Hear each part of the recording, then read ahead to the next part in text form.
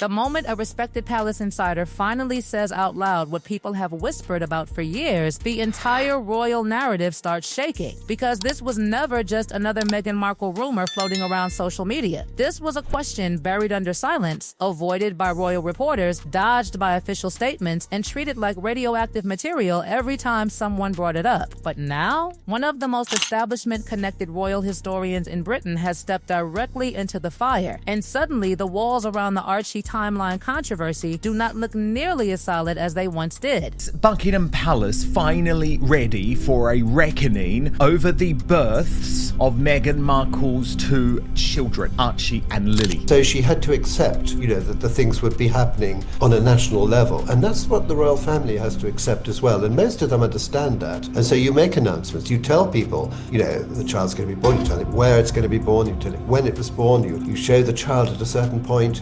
You tell us who the godparents are going to be. And we all enjoy this. And we're very much then, we, the general public, very much on the side of the person doing that and sort of enjoying it because they are a family at the centre of the nation. And that's all part of it. So to deny us that, I think, was sort of, kicking in causing trouble and showing she was going to do it her way. And that's when things began to go wrong. For 6 years, anyone who questioned the strange details surrounding Archie's birth was instantly branded dangerous, obsessive, or conspiratorial. The conversation itself became forbidden, not because the questions disappeared, but because the people asking them were pushed to the edge of respectable royal commentary. And that is exactly why Hugo Vickers stepping into this discussion has exploded across royal circles like a silent earthquake. This is not some random YouTube commentator throwing theories at the wall. This is a man deeply woven into the fabric of the monarchy itself, a man trusted inside royal spaces, a man associated with St. George's Chapel, a man whose books are reviewed by the Financial Times and serialized by the Daily Mail. Suddenly, that man is saying the timeline surrounding Archie's birth doesn't work, and people inside palace circles know how unusual that really is. She's the only woman, as far as I know, if you look at the timeline, who gave birth and then subsequently went into labor later in the day. What makes this even more explosive is that Vickers did not enter the interview planning to talk about Archie at all. He was promoting a major biography about Queen Elizabeth II, a carefully lawyered, establishment-approved royal book. But somehow the conversation drifted toward Meghan Markle and Prince Harry. And then everything changed. Because once Vickers started speaking, listeners immediately noticed something unsettling beneath his calm delivery. He was choosing his words carefully, but the meaning behind them sounded devastating. He described the Archie birth situation as crazy business. He openly questioned how Meghan's labor timeline made sense. He pointed out the missing names, the unnamed obstetrician, the unnamed godparents, the unusual secrecy. And in royal culture, secrecy is never just secrecy. Silence inside the monarchy often becomes louder than any statement. Then suddenly people started looking backward, back to 2019, back to the bizarre confusion surrounding the birth announcement itself. Because the deeper you go into this story, the stranger the details become. Meghan famously rejected the traditional royal birth process. No Lindo wing appearance, no familiar royal medical team, no public coordination, no visible transparency. At the time, palace defenders framed it as modern privacy.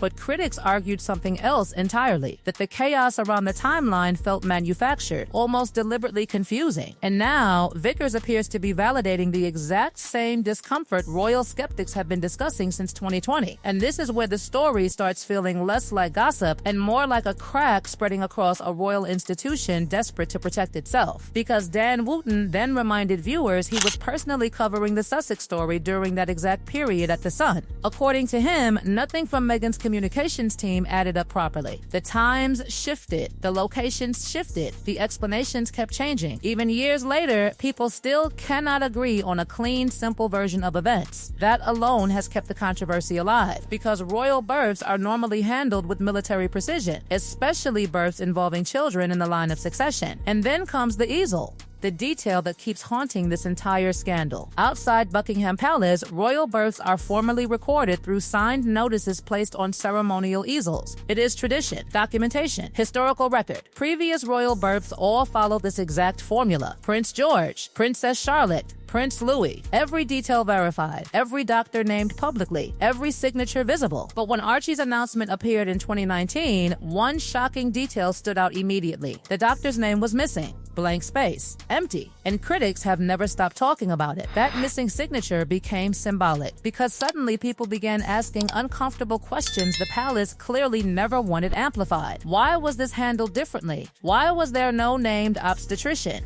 Why did hospital confidentiality become such a central shield around the event? Why were standard royal security procedures allegedly bypassed? Why did every official explanation seem to create more confusion instead of less? Questions piled on top of questions until the story itself became a minefield and nobody in mainstream media wanted to touch directly. And yet Lady Colin Campbell kept touching it anyway. Year after year, stream after stream, book after book. She never backed away from the timeline issue, even while critics mocked her relentlessly. But now something dangerous has happened for palace defenders, because Lady C is no longer standing alone. Hugo Vickers has now entered the exact same territory, and Lady C herself seemed almost stunned by it. She openly admitted Vickers is cautious in ways she is not, that he actually has establishment standing to lose, which makes his willingness to even hint at these concerns feel enormous to royal watchers. The truly unsettling part is not even the timeline anymore. It is the reaction surrounding the timeline. Because look carefully at how this story has evolved over 6 years. Every time someone raised questions about Archie's birth details, the response was never a clean explanation with airtight receipts. Instead, the response almost always became personal attacks against the messenger. Ignore them. They're obsessed. They're fringe.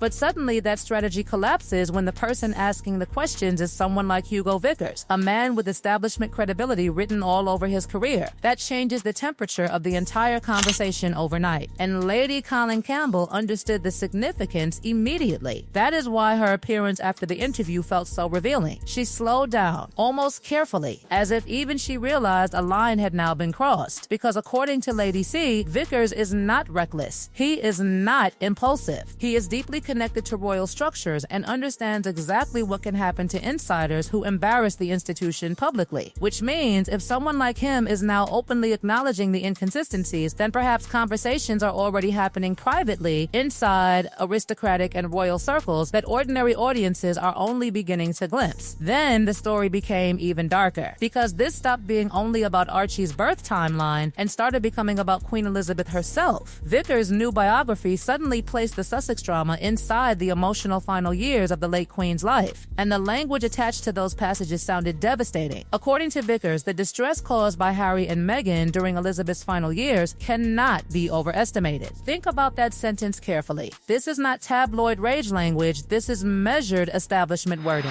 Calm, controlled, but emotionally brutal underneath. It suggests private pain far deeper than the public ever fully understood. Then came the quote that froze royal watchers completely, the alleged private remark from Queen Elizabeth herself about Harry becoming a carer for Archie. One sentence. Quietly devastating, because beneath that line sits an image of Prince Harry completely transformed from royal prince to isolated California father, detached from the institution he once represented globally. Vickers did not frame the quote like gossip. He framed it carefully, almost delicately, which somehow made it hit even harder. The Queen's private disappointment suddenly felt visible between the lines. Meanwhile, the Archie controversy itself refuses to disappear because the documentary record still looks incomplete years later. The amended birth certificate remains public record. The missing medical verification remains public record. The unnamed physician remains public record. No doctor has stepped forward publicly. No hospital staff member has ever confirmed the official narrative independently. And every year that passes without clarity makes critics even louder. Because royal history remembers scandals that begin with tiny inconsistencies nobody wants to address openly. And now, the biggest shift of all has happened. The conversation has escaped YouTube and entered establishment publishing. So that matters more than many people realize. Once a controversial topic enters hardback biographies, newspaper serialization, respected interviews, and mainstream royal commentary, it becomes much harder to force back into silence. That is why this moment feels different to royal insiders. The question itself has now moved tiers. It is no longer isolated internet speculation. It is now attached to names with institutional weight behind them. Even more fascinating is the timing. Another major royal book release is approaching approaching, carrying promises of sensational new material. Royal watchers are already wondering whether more hidden tensions inside the monarchy are about to surface publicly one after another. Because when one carefully protected narrative starts wobbling, other buried stories often begin surfacing too. And palace institutions hate momentum they cannot fully control. That is why the silence from major royal correspondents right now feels almost deafening. Everyone appears to be waiting, watching, calculating whether this controversy fades away or explodes into something much larger. But perhaps the most dangerous thing of all is this: once a question enters public consciousness at establishment level, it never fully disappears again. People may stop talking about it loudly for periods of time, but the doubt remains sitting quietly underneath the surface, waiting. And that is exactly where this story sits tonight, between suspicion and proof, between silence and exposure, between royal protection and public curiosity. Hugo Vickers may have only spoken carefully for a few moments on camera, but those few moments may have permanently shifted the center of gravity around one of the monarchy's most explosive modern controversies. And inside palace walls, they know better than anyone that once public trust starts cracking, even tiny fractures can spread very, very fast.